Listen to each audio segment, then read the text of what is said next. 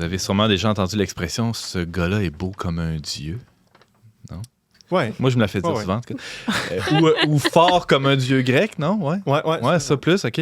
Alors, T'es en train d'introduire Sébastien, là? Ouais, exactement. Alors que certains, je ne sais pas qui, là, certains pourraient s'offusquer du blasphème. Hein? D'autres, plus malins, vont répondre par le chapitre 10 de l'Évangile selon saint Jean. Absolument. Seul Dieu est bon. Ah non, plus hot que ça. Le Christ qui répond aux Juifs quelque chose qui veulent le lapider en passant. Là. Il leur répond quoi, Sébastien? Car vous êtes des dieux. Vous êtes des dieux. Il se fait accuser d'être fils de Dieu. Tu sais, puis il dit non, c'est écrit dans la loi, vous êtes des dieux. Le Christ dit ça. Alors là, on touche au sujet de prédilection de Sébastien Gendron, qui est coordonnateur de la pastorale dans Mission Bellechasse et Chemin. Salut Sébastien. Salut. On est-tu des dieux, nous autres aussi, autour de la table? Est-ce que c'est vrai ce que le Christ dit? Ça dépend de vous, là. Vous pouvez si vous voulez, mais si vous voulez pas, c'est correct aussi. Ça dépend juste de notre volonté. Vous pouvez rester des humains plates puis Il y a bêtes. au moins là. une déesse, en tout cas. Non, mais ceux qui me connaissent savent que je suis tannant avec ce sujet-là parce que je l'ai étudié à ma maîtrise puis je l'aime beaucoup, mais je l'aime parce que moi, il m'a vraiment aidé à réconcilier mon parcours de foi qui était un peu marginal à l'époque avec la grande tradition de l'Église, avec la tradition des pères qui vraiment ont prouvé, entre autres, l'incarnation du Christ dans les grands débats christologiques parce qu'eux-mêmes faisaient l'expérience dans leur propre vie d'être divinisés. Ils sentaient le Christ vivant en eux. Ils disaient, si le Christ peut vivre en moi, c'est sûr que le Verbe a pu vivre dans un autre homme qui était Jésus. Puis c'est cette conviction-là qui était minoritaire contre plein d'évêques arianistes à l'époque qui a fini par triompher. Puis je trouve que cette perspective-là, c'est une perspective profondément mystique. Et c'est justement cette perspective mystique qui vient contrebalancer, je trouve, à la tendance rationaliste de 8 siècles de théologie qui s'est beaucoup tourné autour de concepts, de compréhension, mais sans que cette compréhension-là soit au service d'une rencontre avec le divin, avec le mystère de Dieu. Alors moi, je pense que ce terme de divinisation, à ne pas confondre avec la divination, qui est une pratique occulte pour connaître des secrets là, dans les tasses de thé. Donc, si on tape sur Google, il faut bien écrire. Divinisation. Toutes les syllabes sont importantes. On peut aussi dire déification, si on prend à partir du latin, mais bref, c'est juste pour dire que je trouve que, comme on est dans une époque où le christianisme se cherche beaucoup en Occident. Ah ouais, tu trouves? En tout cas, puis on a du mal à le dire puis à le communiquer. Dans une entreprise privée, on dit qu'il faut pivoter dans ce temps-là. Il faut trouver une façon différente d'aborder le marché, les gens autour de nous, se positionner. Puis je trouve que on a parlé traditionnellement plus de sainteté dans l'Église, et c'est un terme qui se vaut encore évidemment, bien sûr, mais je trouve que les récits hagiographiques, les récits de vie de saint, ont fait de la sainteté quelque chose de comme extraordinaire, quelque chose d'exceptionnel, puis même parfois de plate. Oui, ou quelque chose de très moralisant, en fait. Dans le fond, un saint, c'est quelqu'un qui s'est tellement mortifié qu'il n'y a plus de défauts, tu sais. Ouais. Alors que ça n'a rien à voir avec du moralisme. La vie morale bonifiée, c'est un fruit de la divinisation. Ce n'est pas l'objectif et ce n'est pas non plus... donc, on devient bon parce qu'on laisse Dieu pénétrer notre chair, notre être, tout ce que l'on est. Et Jésus dit même, vous qui êtes mauvais... Alors qu'on pense que c'est en devenant bon qu'on va s'approcher de Dieu, on pense à l'envers. C'est l'inverse. C'est justement en reconnaissant qu'on est mauvais et qu'on est incapable de se diviniser par nous-mêmes, qu'on donne une chance à Dieu de le faire pour nous. Ça ne veut pas dire qu'on est passif et qu'on fait rien. On doit contribuer pleinement. Mais si on veut, on peut, là, au début de la chronique. C'est ça. Mais tu sais, Jésus dit, vous qui êtes mauvais, vous donnez de bonnes choses à vos enfants. Ouais. C'est que quand il dit ça, c'est fort parce qu'il dit même la bonté naturelle de l'homme, là, la bonté humaniste, là, elle vaut pas grand-chose aux yeux de Dieu. La bonté que Dieu désire, c'est la charité, c'est la bonté divine, c'est l'amour divin qui habite dans nos cœurs et qui est une réalité éminemment trinitaire, communautaire. Quand on parle de la sainteté, on en a fait beaucoup une chose d'individuelle aussi. C'est tel saint, c'est des idoles ou des icônes. Comme s'ils étaient sortis ex nihilo, là, ces gars-là. Alors que dans leur vie, ils ont eu toutes sortes d'influences de gens autour d'eux. Ils en ont stimulé d'autres aussi. Donc, la divinisation, comme c'est devenir Dieu, c'est devenir Trinité aussi. Donc, c'est que, dans le fond, la relation devient le lieu par excellence de la divinisation, de la sainteté. Si la sainteté, c'est un don, ces gens-là sont venus à se donner totalement comme Dieu s'est donné lui-même totalement. Ils se sont donnés à quelqu'un autour d'eux, puis eux-mêmes, ils ont reçu la vie de quelqu'un d'autre avant eux. Donc, c'est profondément relationnel, tout ça. Exactement. Puis je trouve que l'Eucharistie, c'est au centre de la vie chrétienne catholique. Puis... le geste que les gens posent chaque dimanche, c'est justement ça, c'est de laisser Dieu entrer en eux, mais pas comme une substance matérielle qui va les transformer naturellement sans effort. C'est une rencontre, donc il y a une permission. Comme la potion, c'est pas la potion magique d'Astérix. Exactement, Okay. ou la fontaine de Jouvence. C'est à la fois un symbole de Dieu qui veut habiter en nous, et nous lui, par un geste, nous lui signifions que nous le désirons et que nous voulons lui permettre. Et toute la messe, toute la liturgie est construite pour nous amener là, par la repentance, par la louange, tout ce rituel-là nous conduit à la rencontre divinisatrice et transformatrice. Donc, c'est pas anodin parce qu'on sait qu'au Québec et ailleurs, on s'est beaucoup tué au niveau de la religion parce qu'on a fait de l'Eucharistie quelque chose de tellement automatique ou tellement banalisé ou une pratique culturelle que finalement, on en oublie la sève mystique, comme je parlais tantôt, justement. Là.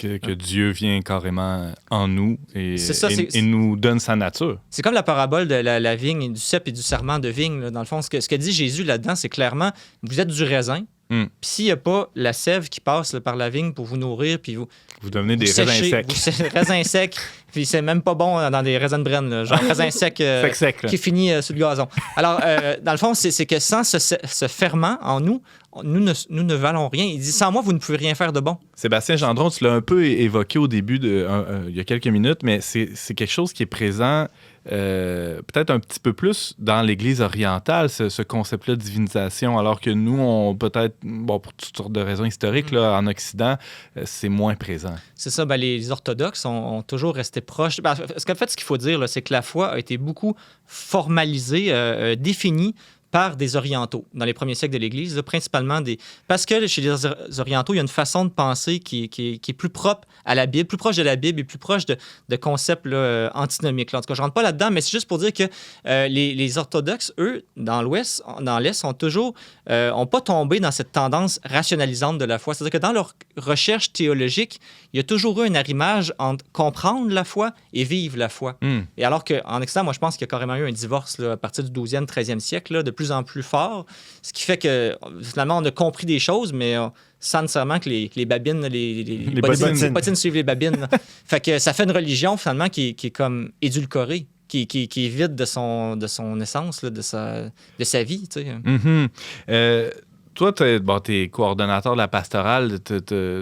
C'est intéressant parce qu'on a l'impression que c'est un sujet qui est super théologique, là, la divinisation. Puis d'ailleurs, tu as utilisé plein de gros termes là, depuis le début de la chronique, mais on le comprend un peu en t'écoutant. Ça devient un enjeu presque d'évangélisation. D'évangélisation et de formation chrétienne. Moi, c'est ce que je trouve intéressant parce qu'avec Salut Média aussi, je réfléchis à comment Salut parler Média de la foi étant l'entreprise que je suis en train de mettre sur pied justement pour non seulement former des chrétiens, mais aussi parler de la foi dans le monde d'aujourd'hui. Et moi, je pense que autant cette spiritualité-là doit être valorisée chez les chrétiens parce que dans le fond, je trouve que souvent chez les chrétiens, quand on regarde les ressources qui existent ou même les paroisses qui se renouvellent, qu'est-ce qu'on valorise beaucoup? On valorise des chrétiens qui pratiquent, des chrétiens qui servent leur communauté, des chrétiens qui sont actifs. Ça, c'est très bien, mais il faut se rappeler que l'Évangile nous pousse toujours plus loin, plus en avant. Puis la divinisation, ce qui est beau, c'est que c'est un projet qui n'a pas de fin, qui est infini. Alors, dans le fond, il faut retrouver, nous, comme chrétiens, ce désir de la sainteté. Mais une sainteté qui est une transformation de l'être, une transfiguration de l'être. Et puis, je pense que dans l'annonce, dans les médias ou dans le monde, si on avait plus clair dans la tête la finalité de la foi, on en parlerait autrement. Et on en parlerait peut-être d'une façon qui donnerait plus envie aux gens d'embarquer que de leur dire « Voulez-vous une religion? » Non, j'en veux pas de religion. Est-ce que tu veux une mystique qui va te dépasser, qui va te transformer, qui va te tu sais, as-tu envie de devenir beau et fort comme un dieu grec? Ça prend une proposition. Ça prend un projet de société. Ça prend un projet, oui.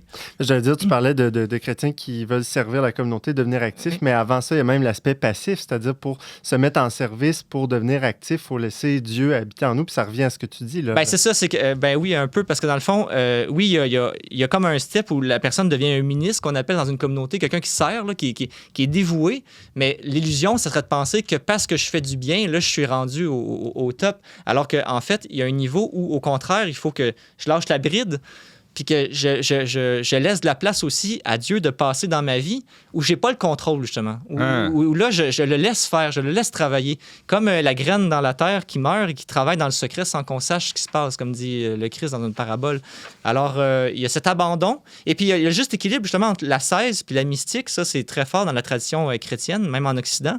C'est qu'il y a une part où on doit faire on doit poser des gestes pour renoncer à nos désirs mauvais, à notre chair, à tout ce qui nous oppresse, tous les faux bonheurs, les idoles. Ouais. Il y a une part où il y a un travail de la volonté à faire là-dedans, mais il y a aussi un moment où c'est Dieu qui fait le reste. C'est toujours Dieu qui vient nous libérer par sa grâce au final.